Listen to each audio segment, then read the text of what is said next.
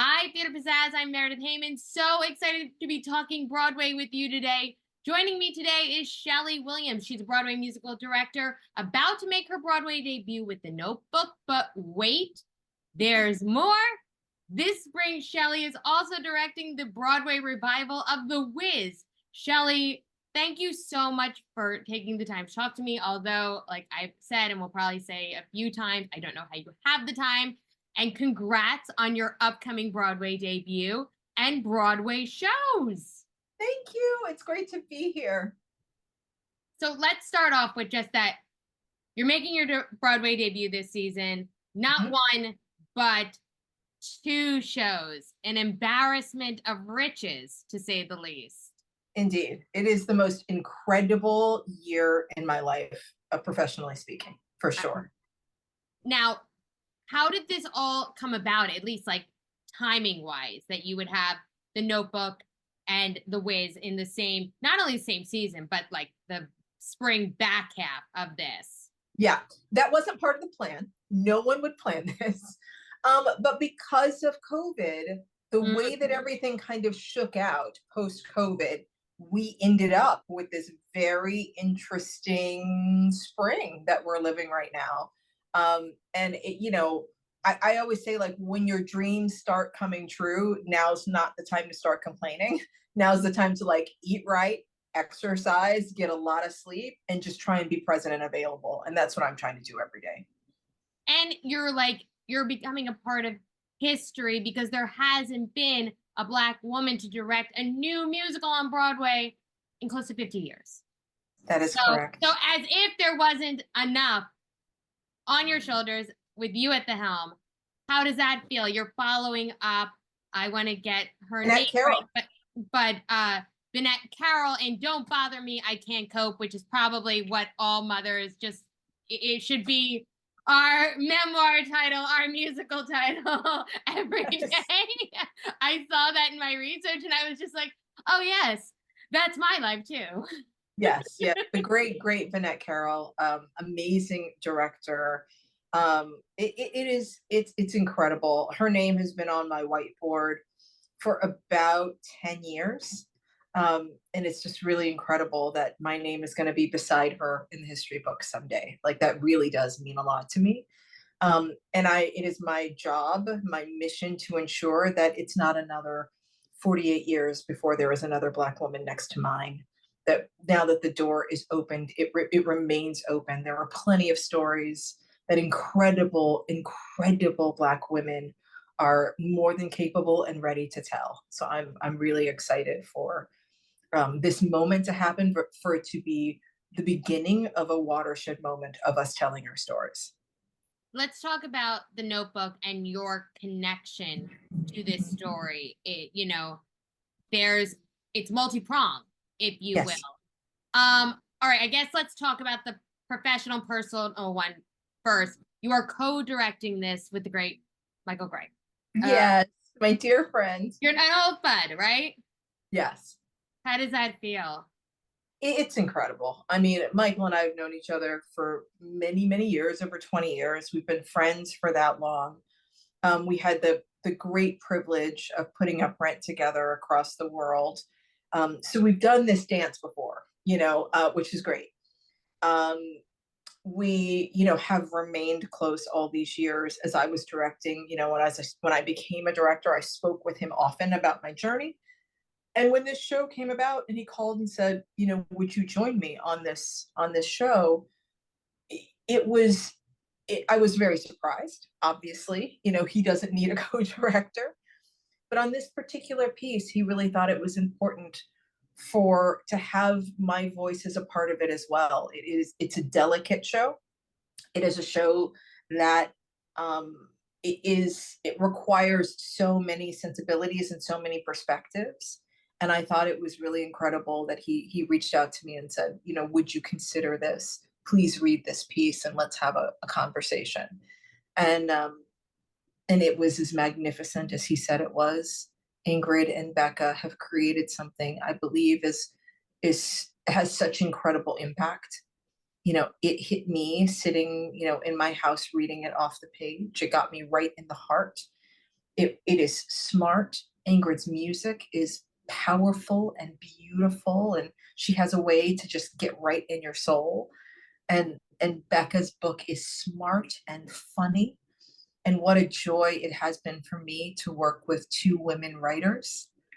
Something that I have longed for, something that I certainly wanted when I was a director, to be a woman and have the words I was saying written by a woman, voiced by a woman. So it is just, the whole thing is extraordinary for me. Professionally speaking, did you have any hesitation? This will be the vehicle that you make your Broadway debut. Do you want it to be in a co-directing position? I didn't think about that at all. What matters to me is to make great work. And what we do every single day, if we're doing it right, is we are collaborating. So it wasn't about ego. It wasn't about what comes first. It was all about every single time, is this something I'm proud to put my name on? Is this something that I feel I have something that I can contribute to this that can make it better? And that's all that mattered to me. Yeah. Yeah. I mean, I don't know if there's a field more collaborative than theater. So Yeah. That makes a lot of sense. That makes Yeah. a lot of sense. Now, personally speaking, this show also sits very close with you. Your mom has Alzheimer's disease. Yeah. How that living with that impact the work, and how does the work impact your life, I guess? It is, art imitates life, life imitates art. It is right. always a cycle. The show has been very healing for me. Mm. It's interesting when you're navigating a disease that is ever changing, like Alzheimer's. For years, I didn't talk about it with anybody. It was something that I kept a secret. And more, I had friends who would say, my mom has Alzheimer's, my dad has Alzheimer's. And I didn't know how I felt about beginning that conversation. Mm. Once I did say it out loud, I realized not only was I not alone, everyone's journey is slightly different, but there was so much love and compassion and support that on days that were extraordinarily difficult, I didn't have to carry that burden alone, Yeah. Yeah. And I guess something with this show, I mean, it's going to certainly make the disease and the conversations around it so much more at the forefront, so much more public. It's gotta make the journey a little even less lonely. And now you're going to be bringing in audiences that may or may not have this experience as a part of their life. Yeah. Any kind of degenerative disease is tough, right? Alzheimer's is a one-way street. So as you're navigating it, you just hit phases. And those phases take something, part of someone that you love away. Yeah. And that's difficult. Yeah. This show is all about, hoping that you have created such an indelible mark on someone that even if they can't voice it, you have made an impression on them that will last forever. Mm-hmm. And that is the hope, and that's what I truly believe, is there is a connection that can never go away. Tell me if this is too sensitive, too personal, but what does your mom know right now about your preparation to make your Broadway debut? Nothing. What do you want her? What I do know is that she's always been proud of me. And that's enough. I don't need her to be anything but healthy. My expectations for what I wish are not important. I have everything I need. And what she can give me is enough. That's so beautiful. Thank you for sharing that. Will she be able to see the show at some point? I don't know. We're navigating that now. Yeah. new places, new environments are tough for her. You know, Mm. it might be easier to bring her like to a rehearsal or run through, but lots of new people, hustle and bustle. It's tricky. Yeah. It's tricky. But she's every part of everything I do. She brought me to theater as a child. So she's with me. Yeah. Yeah. She saw the show in Chicago. So she was there for that, which was great. And I'm so grateful. So she's seen the work. And Yes. she had seen your work before, of course. Oh God. Yeah. Yes. Yes. She has imagined my future long before I ever did. So I know that nothing to her that's happening in my life is a surprise. And on top of now juggling 2 shows, your family is on Long Island. So you are constantly back and forth. Yes. I mean, right now I'm in the city for 2 months because just the hours, right? But on the days off, I go home, and my husband and the girls will come up on the weekends, and we're making it work. Yeah, I mean, you are. What did you are a superpower that creates time. You're creating time. That's what moms do. We create time. Yeah. We figured out. You are excelling. Well, you know what? To me, I always say to my daughters, like, this is a solvable problem. And so if the approach is, we have to figure this out, and we will figure this out, then that's what we do. And sometimes the answer is no. Sometimes the answer is, I can't, but let's figure out what I can do. I might not be able to, end or do this thing the way that we imagined, but what are the ways that I can contribute and participate and be a part of? And then what ways do we need to supplement to ensure that whatever needs to get done gets done? So that leads me into now, as we've talked about, you're juggling 2 shows. Do you ever, you mix things up at all? I mean, they're 2 kind of very different shows, and at least we have the Notebook in previews now, and The Wiz has not happened yet. Do you ever head to the wrong theater? I've head to the wrong theater just as an audience member. Haven't gotten to checking my ticket yet, but I've done that once recently. Well, The Wiz is not quite here yet, but I did fly to the Pantages this week for 2 days to see it open there. And so they're, changing my brain, as for production meetings and things like that. Yeah, I did create in my schedule with my assistant that we stay on one subject at a time. Okay. So that my meetings aren't like whiz, notebook, notebook. Like I try to just really carve out 4 hours that are one show and then 4 hours that are another show, and kind of just stay on topic, because I was getting a little, confused and overwhelmed otherwise. But once I started doing that, it was like, okay, I wake up this morning, this is what I'm focused on, and then I turn the page, and then I'm fully focused on this other project. Yeah. But if you combined the 2, it would be the Wiz Notebook or the Notebook Wiz. And I mean, that it'd be like the funniest, saddest show you've ever seen. Probably. But it's a working title. I mean, the 2 words, both for the titles, both starting with that. I feel like these are strategic moves. As a Broadway director with 2 shows on the boards, coming to the boards. I know. I need like the sweatshirt that has like half and half. That's what I need. You'll get it. That won't be a problem. Let's talk about The Wiz. You saw this show as a child, and it changed your life, I read. Yeah, it broke me open. I mean, I had seen the touring productions. My mom took me to the touring productions, so I saw almost everything that came through Dayton, Ohio. And when I saw The Wiz, just like everything sparked. It was an entire all-Black cast. It was a story that I knew, but had never seen myself inside of. And so suddenly, I became a part of the American canon in one watching.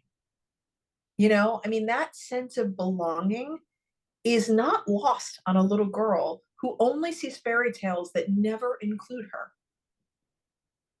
And to be able to see right in front of me dancing, costumes, songs that like get inside your soul, the joy. It was funny. It was beautiful.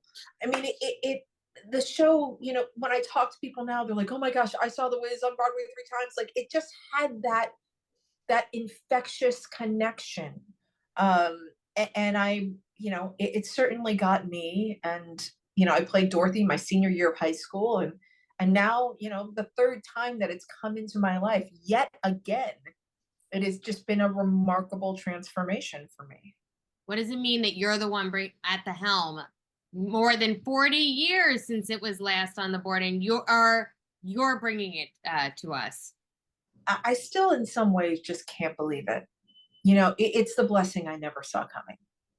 It was the most surprising phone call I've ever gotten. I didn't even know that they were thinking about doing The Wiz again. So I was shocked. I was excited. I was scared. You know, this is a beloved property. And all of those feelings are still kind of going, you know, in rotation for me all the time. The thing I feel really good about is I'm enormously proud of the creative team. I'm enormously proud of the story that we are telling together and the impact that it has had on audiences across the country. What do you hope that impact is this time around? I hope that it, you know, we're building on a legacy. So if we are so fortunate as to bring the same kind of joy, the same kind of sense of belonging, the connectedness, the lessons of what it means to seek something, to allow yourself to be flawed, to find your tribe of people that love you for who you genuinely are, and to grow as a human. You know, if those stories continue to resonate and connect to a new generation, then I feel like I have done my job. You know, I don't feel like I have to do anything more than the incredible legacy that was there. If we can continue that legacy and introduce The Wiz to a new generation, then I'm the happiest person in the world. I mean, it feels like a really possibly overwhelming, but like happy seat to be in, yours. Oh, yeah, yeah. And the whole team is just magnificent. You know, I mean, you know, when we were interviewing people for the creative team, you know, I would say, you know, what is it that you love about The Wiz? And every single person has a deeply personal connection to this show. And it was important to me as we were navigating what to change and what to adjust, that we were doing it with love, love for what was. You know, that there was no one coming in and being like, aha, now we can. It was like, no, no, no, no, no. If we're making a change, we really need to think it through, because this show was magnificent. Yeah.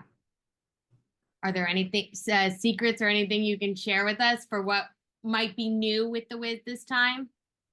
There are a lot of new elements in the show. I'm not shy talking about them. You know, one of the big elements is, you know, we don't have a Munchkin land in our show. It was really important to me that we were looking at this through Black culture and really thinking about what are all the ways that we can magnify the impact Black culture has had on culture. And so, you know, what's really interesting about, you know, what was formerly Munchkin Land was, if we were going to say that this was a part of Black culture, where would this be? And it became very clear to me that, you know, this should be the Treme. It should be New Orleans. You know, if you attend something that is it looks joyous on the outside, you're like, oh my gosh, it's a funeral. You know, there's an opportunity there to tell a story and celebrate a culture that is a part of America, that tells a surprising story in their presentation, in their costuming, in their dance steps. Is there a way that we can pay homage to that?